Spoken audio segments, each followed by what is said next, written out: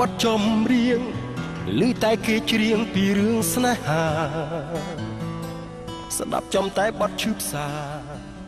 នឹកដល់រឿងខ្លួនបានធូរខ្លះទេរឿងពិតធ្វើភ្លេចមិនជឿបែរជារឿងដែលគេសុំដែររឿងរ៉ាវស្នេហាដៃលោកយ៉ាងម៉េចហើយតើរបួសជ្រៅប៉ុណ្ណាទេបានគ្រាន់បានហើយនឹកនោះម្នាក់មកដល់ពេលនេះគេមិនឈប់ស្រឡាញ់ប៉ាលោកមើលថែលោកយូរណាស់ទៅវិញទេគាត់បារម្ភពីលោកណាប្រៀបនឹងម៉ាក់លោកចិត្តដិតនឹងប៉ាលោកជាងមែនទេខ្ញុំក៏ដូចគ្នាដែរប៉ានាងណែណាខ្ញុំក៏មិនដឹងដែរខ្ញុំខានជួបគាត់អត់12ឆ្នាំហើយខ្ញុំនឹកគាត់ណាស់តែគាត់មិនដែលមករកខ្ញុំទេខំមកពីខ្ញុំកាន់នៅមិនដឹងខ្យល់អី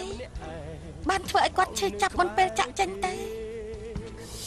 ដឹងច្បាស់ថាគ្មានអ្នកណាដូចអូនទេបងស្រីខ្ញុំឃ្លានណាស់ចាយណាប៉ាម៉ាក់ចង់ទៅបងទៅតែកូនបងជាអ្នកយកទៅចិញ្ចឹមអញ្ចឹងបងយកយន្តជេទៅសុកអីទៅឲ្យខ្ញុំសម្អាងស្អីដែលឲ្យសុកអីដែលរកលុយបានឲ្យទៅអូនហើយយន្តជេដែលគ្មានបានការឲ្យបងចិញ្ចឹមមែនហើយសុកអីរកលុយបានទុកឲ្យខ្ញុំចិញ្ចឹមបងនាំនាងទៅនាំតែបំផ្លាញនាងទេអ្នកដែលធ្វើឲ្យសុកអីខ្លាចជាតារាគឺខ្ញុំអ្នកដែលកំដរនាងថត់ទាំងយប់ទាំងថ្ងៃក៏ជាខ្ញុំដូច្នេះហើយទុកឲ្យខ្ញុំចិញ្ចឹមនាងខ្ញុំនឹងធ្វើឲ្យនាងបានជោគជ័យបងអាចធ្វើបានដូចគ្នាបងអាចកំដរកូនទៅថត់ទាំងយប់ទាំងថ្ងៃធ្វើឲ្យនាងបានជោគជ័យទៀតអ្វីដែលធ្វើបានបងអាចធ្វើបានដែរស្មានថាបងល្ងងព្រមប្រគល់ដើមឈើប្រាក់ឲ្យអូនស៊ីចាយសបាយតាមចិត្តអញ្ចឹង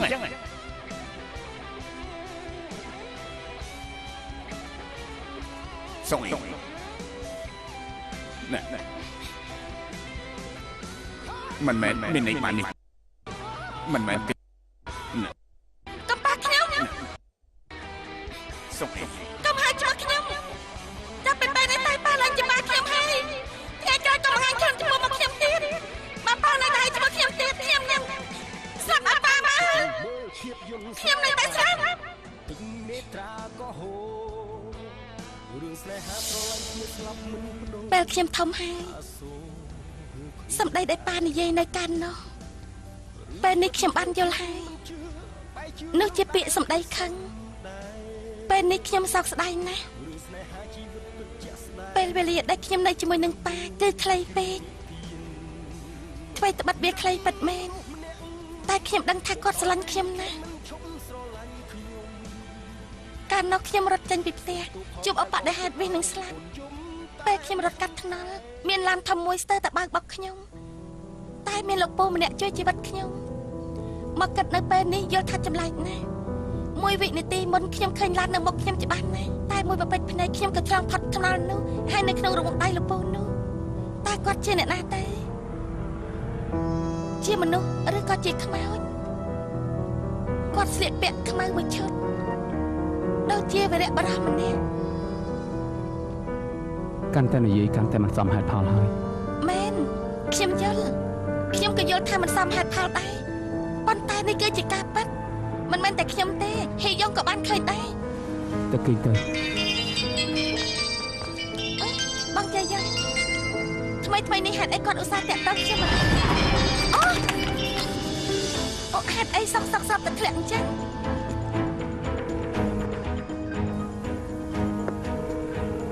លោកនឹងហើយមិនអាច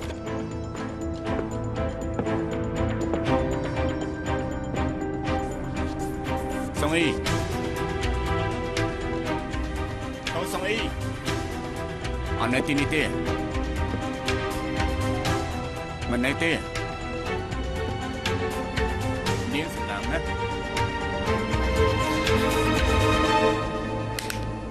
ថ្មីនេះបងចាយ៉ាងដូចជាចម្លែកណាស់ចម្លែកយ៉ាងម៉េចឬក៏គាត់ចាប់ចិត្តមកលើខ្ញុំលើកមុនគាត់បានទៅរកខ្ញុំដល់ផ្ទះបានជួយគិតគូរដល់ខ្ញុំឲ្យមើលថែសុខភាពឲ្យល្អថែមទាំងឲ្យខ្ញុំទៅញ៉ាំបាយជាមួយទៀតហើយគួរធ្វើយ៉ាងម៉េចល្អខ្ញុំអត់ចូលចិត្តបែបនេះទេបែបនេះពីរអ្នកបងប្អូនអាចទាស់តែងគ្នាទេពីព្រោះតែខ្ញុំធ្វើឲ្យបងប្អូនទាំងពីរឆ្លោះគ្នាគិតយ៉ាងម៉េចទេនាងទុកប្រុសគ្រប់គ្នាលើលោកសុទ្ធតែស្រឡាញ់នាងមែនទេលើកលែងលោកម្នាក់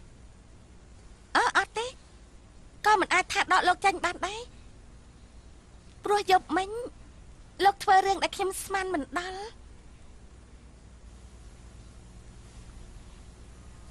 លោកចូលចិត្តប្រភេទណា ខ្ញុំមិនចាប់អារម្មណ៍ទេ តែខ្ញុំចាប់អារម្មណ៍ខ្ញុំចូលចិត្តមនុស្សដែលអាចនៅកំដរខ្ញុំរយៈពេលយូរបំផុតមិនដូចជាលោកប៉ាខ្ញុំដែលសក់ស្រាប់តែបាត់ខ្លួនទេមួយជីវិតនេះសង្ឃឹមថាមានមនុស្សនៅកំដរខ្ញុំរហូតជាដរាបទៅបើគិតមើលទៅហេយ៉ុងក៏ស័ក្តិសមដែរតែណា ខ្ញុំទៅត្រៀមមេរៀនបង្រៀនថ្ងៃស្អែក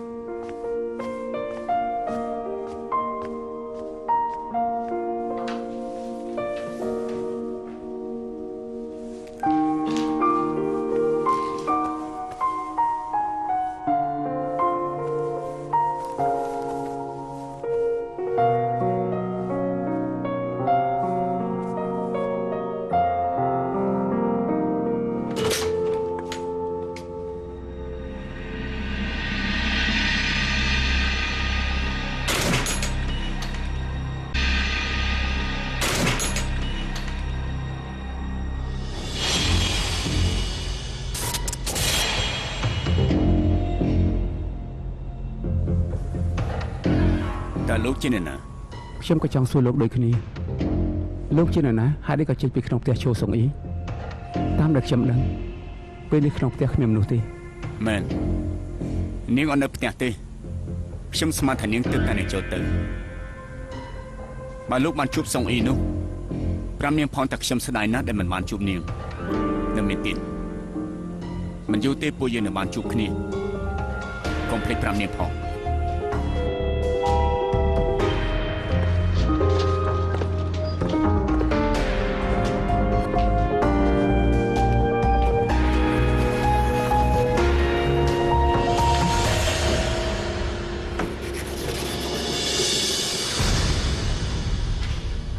លោកមានការអី បានហើយ រឿងអី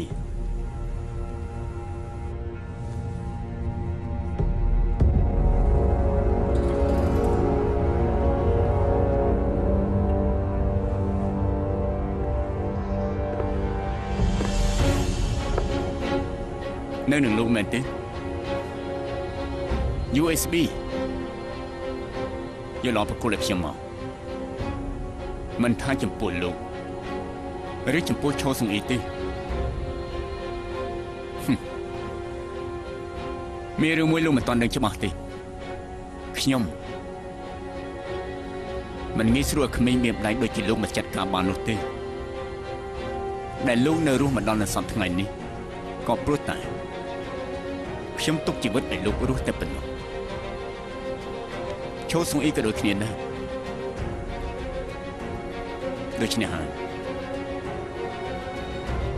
លោកគួរតែអរគុណខ្ញុំទៅ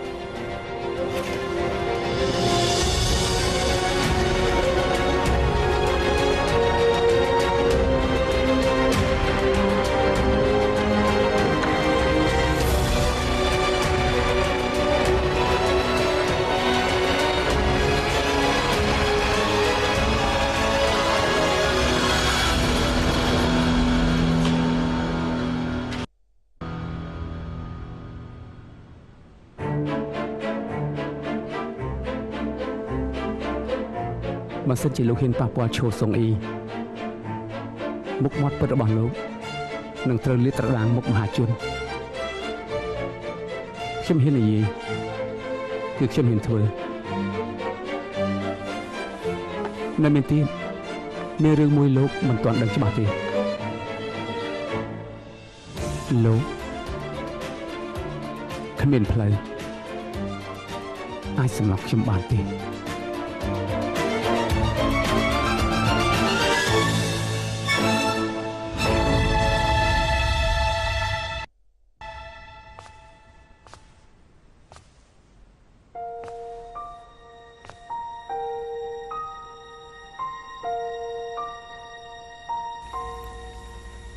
ខ្ញុំចូលចិត្តមនុស្សដែលអាចនៅកំដៅខ្ញុំរយៈពេលយូរបំផុតមិនដូចលោកប៉ាខ្ញុំទេនៅសុខតែបាត់ខ្លួនទេមួយជីវិតនេះ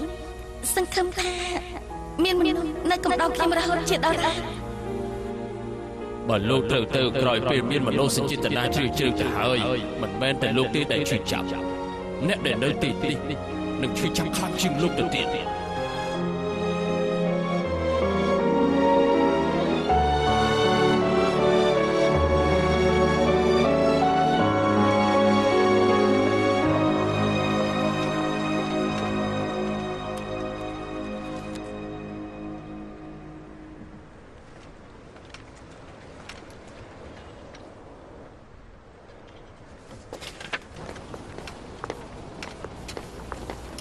លោកគឺ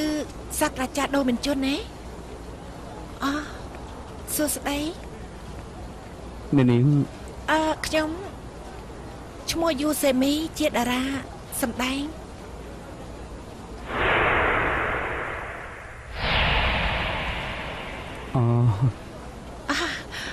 សំតោផងឮថាថ្ងៃនេះលោកមានមកបង្រៀនទើបខ្ញុំស្កាត់មកជួបលោកនៅទីនេះ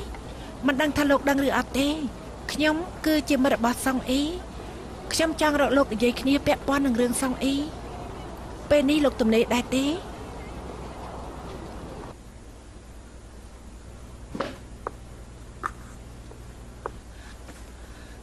សំទោផងលោកប្រហែលជារវល់ហើយតើនាងចង់និយាយពីរឿងអីដែរតើលោកធ្លាប់ឮសង្អ៊ីរំលឹកពីខ្ញុំដែរទេ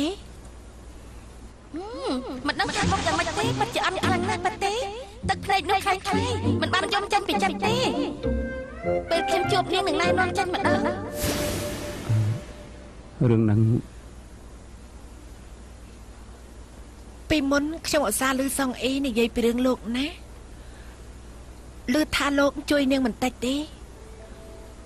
សង្អ៊ីដូចជាពឹងផ្អែកលើលោកខ្លាំងណាស់ការពិតខ្ញុំនិងសង្អ៊ីគឺជាមិត្តល្អនឹងគ្នាតាំងពីអនុវិទ្យាល័យប៉ុន្តែស្រាប់តែការរឿងមិនល្អកើតឡើងនៅពេលនេះធ្វើឲ្យមានការយល់ច្រឡំពេលនេះពួកខ្ញុំមិនចោះសម្រងនឹងគ្នាទេខ្ញុំចង់រកវិធីដើម្បីផ្សះផ្សាមិនដឹងថាលោកស្គាល់ចរិតរបស់សង្អ៊ីច្បាស់ដែរឬអត់ទេចរិតនាងខ្ញុំស្គាល់គឺមិនងាយស្រួលទេមិនងាយពិតមែនខ្ញុំដឹងថាស្ថានភាពនាងមិនសូវល្អ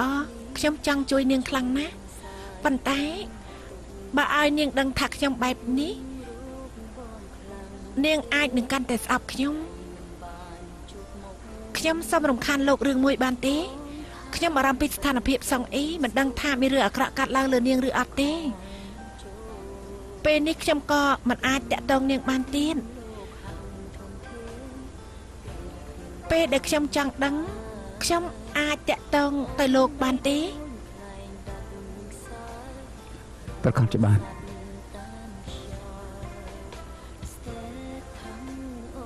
ប៉ុន្តែលោកទើបតែស្គាល់សង្អ៊ីថ្មីនេះឬក៏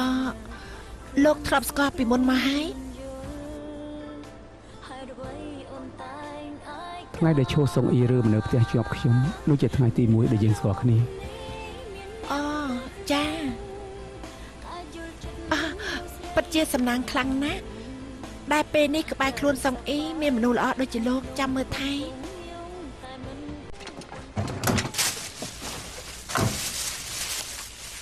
បងសង្អ៊ីនេះឈ្មោះមែនទេបើចាំ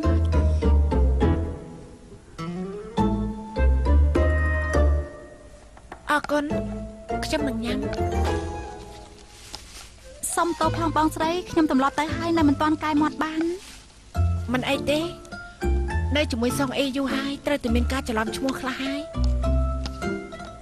ពិតជាលំបាកគ្រប់គ្នាហើយ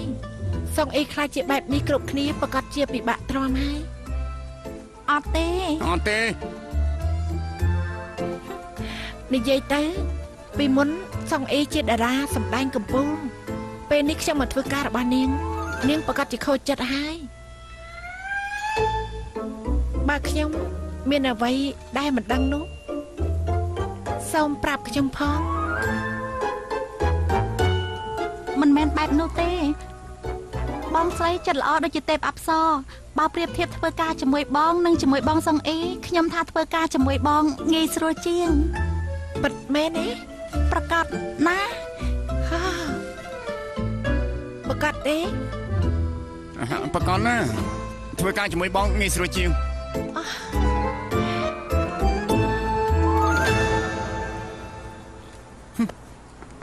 ដូចទេពអប្សរហានាងឯងអមណាស់ណា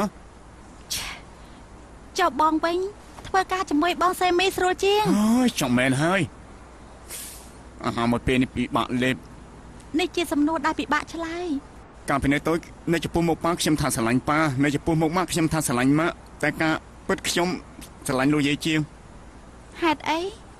លោកយាយជាអ្នកចិញ្ចឹមខ្ញុំដល់ធំខ្ញុំចូលចិត្តបងសុងអ៊ីច្រើនជាងតែត្រូវតែកុហកថាចូលចិត្តបងសេមី ខ្ញុំក៏ដូចគ្នា សួស្ដី អូសួស្ដី យង មិនសេមានឯណា ទីនោះ អូ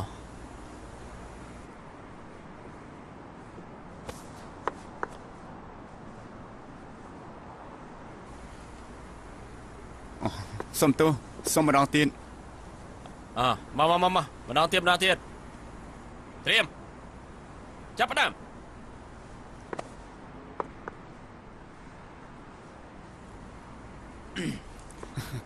សុំមិនតាន់បញ្ចូលអារម្មណ៍បានទេ ហើយយ៉ាងម៉េចហ្នឹងម្នាក់នោះកើតស្អីទៅ លោកដឹកនាំរឿងសុំម្ដងទៀតគួរស្អប់មែនឈុតហើយពីថតខុសតែរហូតណែបើប្រៀបធៀបជាមួយនឹងឈោសុងអ៊ីយូសេមីឡជាងណានាងទុនភ្លុនគួរឲ្យចាំចិត្តហើយលោកជាអ្នកណា សេមីហត់ដែរទេរងាទេ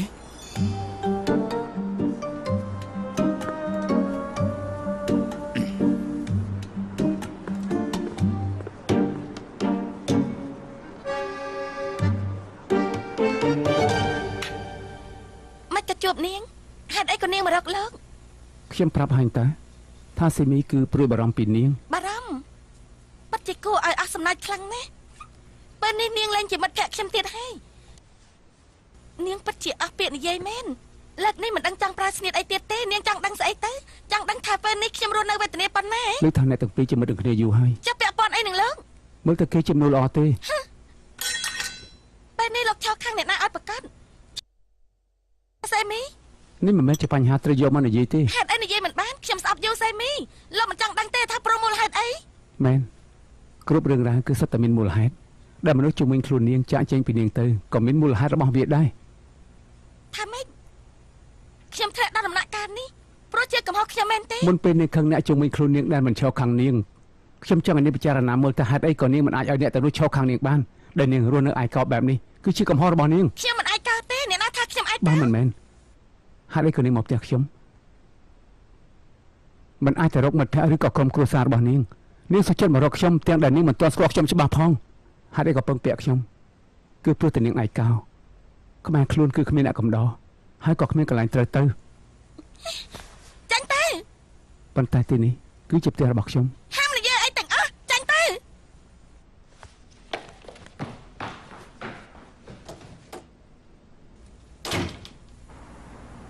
សាររបស់ខ្ញុំ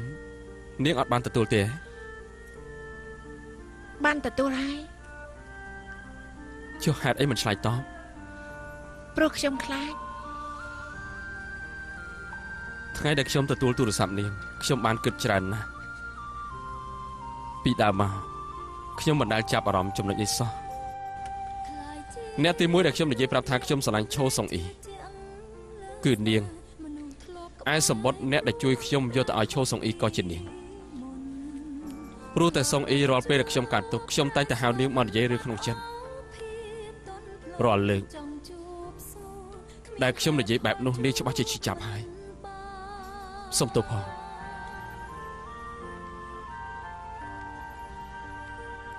ប៉ុន្តែ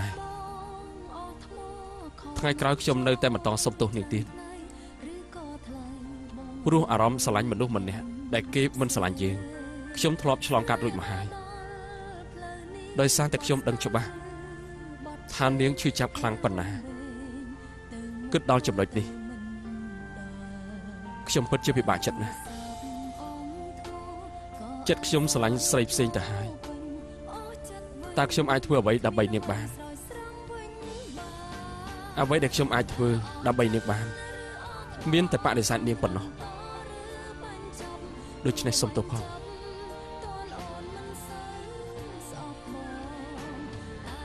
ធ្វើចិត្តបានហើយចាំតាក់ទងមកខ្ញុំព្រោះខ្ញុំមិនចង់បាត់បង់មិត្តល្អដូចជាយូសេមីទេ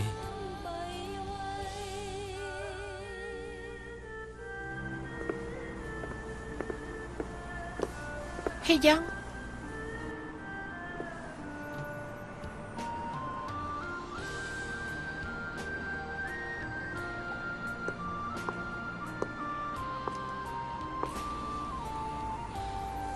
ដូមានជនដែលរស់នៅផ្ទះជាប់នឹងសង្អ៊ីលោកគ្មានអារម្មណ៍ថាធ្លាប់បានជួបទេហេតុអីស្រាប់តែសួររឿងនេះដូមានជនដែលរស់នៅផ្ទះជាប់នឹងសង្អ៊ីលោកគ្មានអារម្មណ៍ថាធ្លាប់បានជួបទេហេតុអីស្រាប់តែសួររឿងនេះ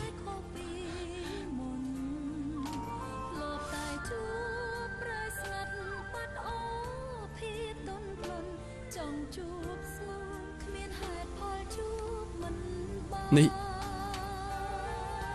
ស្អីគេខ្ញុំធ្លាប់ប្រាប់ហើយថាបដិហេតុកាលពី12ឆ្នាំមុនបរិយាដែលជួយសង្អ៊ីខ្ញុំស្គាល់គេនេះជារូបខ្ញុំថតបានកាត់ណោះបើមើលឲ្យច្បាស់ខ្ញុំយល់ថាពួកគេគឺជាមនុស្សតែម្នាក់គត់មិនទាំងអាចទៅវាកន្លងទៅ12ឆ្នាំហើយនាងបដូររូបរាងខ្ញុំក៏បដូរដូចគ្នាខ្ញុំក៏មិនដឹងថាហេតុអីដែរសំខាន់ដូមានជនមានមុខមាត់ដូចជាបរិះកាលពី12ឆ្នាំមុនណាថែមទាំងពេលនេះនៅក្បែរខ្លួនរបស់សង្អ៊ីទៀតតែសង្អ៊ីអត់ដឹងថាគេជាបរិះម្នាក់នោះទេគួរឲ្យចម្លែកណា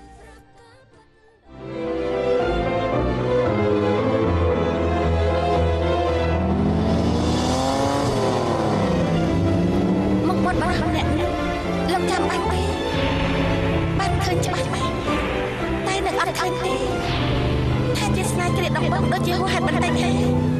នៃខ្ញុំចង់ថាបើមានឱកាសត្រូវតែជួបគេឲ្យបានចង់ប្រាប់គេថាអរគុណដែលបានជួយខ្ញុំប៉ុន្តែហេតុអីក៏ជួយខ្ញុំគ្រាន់តែចង់សួររឿងអស់នេះប៉ុណ្ណឹង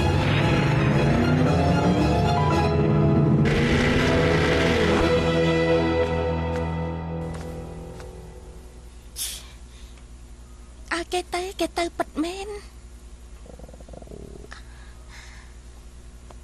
អើយ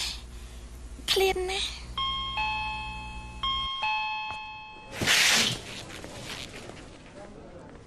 ត្រូវទិញមាន់បំពងនិងប៊ីយ៉ាផង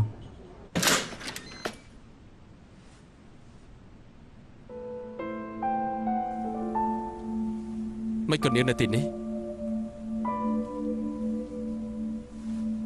មិនក៏នាងនៅក្នុងផ្ទះដូមានជនហើយណាមិនក៏លោកមកទីនេះចេញមកប្រាប់ឲ្យចេញមក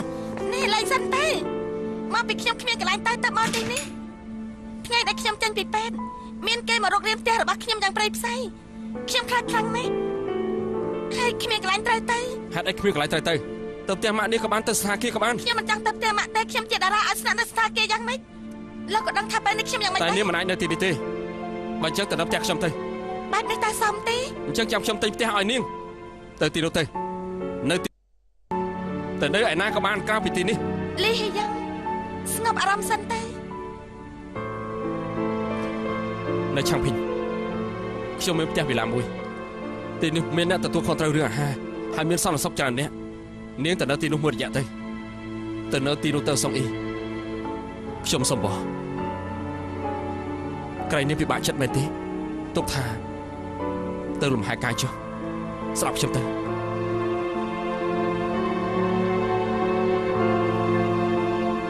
តែចាំខ្ញុំក្នុងឡានមុនទេខ្ញុំរៀបចំអីវ៉ាន់សិន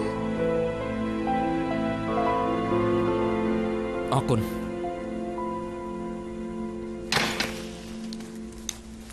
ល្អខ្ញុំនឹងឲ្យលោកភ្លក់រសជាតិពេលដែលលោកមិននៅមកវិញស្រាប់តែបាត់អីវ៉ាន់ខ្ញុំទាំងអស់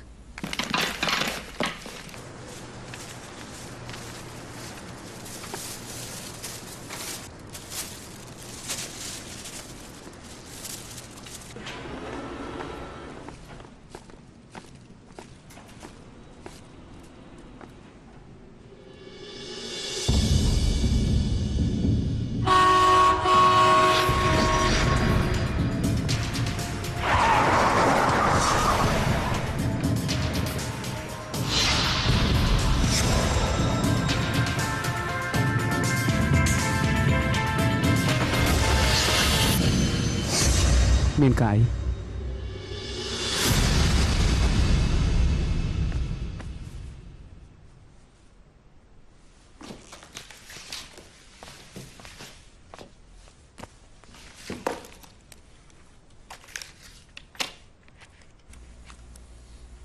ខ្ញុំឈរសងអីមួយរយៈមកនេះខ្ញុំអរគុណលោកហើយខ្ញុំទៅនៅផ្ទះវិឡារបស់ហេយ៉ងហេតុអីខ្ញុំចាំបាច់ប្រាប់គេដែរធ្វើដូចខ្ញុំចង់ឲ្យគេទៅរកអញ្ចឹងអេអាម៉ាស់មកនេះមិនទៅសេទេ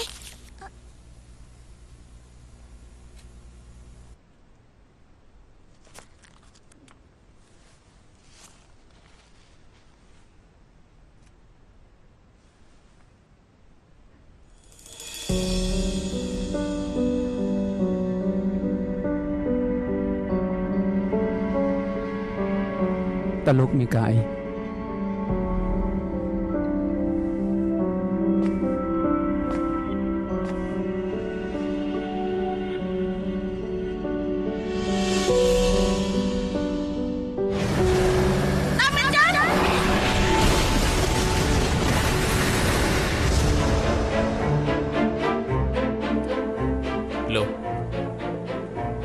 លោកជាអ្នកណា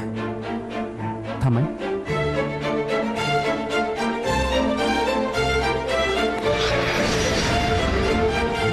លោកជាម្នាក់ដែរជួយឈោសុងអ៊ីកាលពី12ឆ្នាំមុនមែនទេគឺជាលោកមែនទេ